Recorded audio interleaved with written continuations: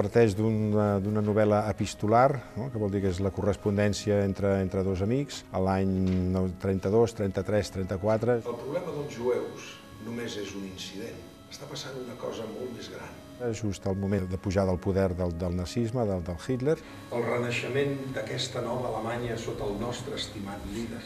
I són dos amics, molt amics. Un d'ells decideix tornar a Alemanya i té un amic que és jueu i que ell es queda als Estats Units. Les històries que explica de tot el que he vist, les pallisses, la tortura obligant a passar litres d'oli de ricí per entre les dents apretades i les hores consegüents de lenta agonia provocades pels budells que esclaten no són gens agradables. Totes les circumstàncies externes en un moment donat poden arribar a modificar fins a quin punt una relació íntima, d'amistat molt important. De moment ens hem de deixar d'escriure.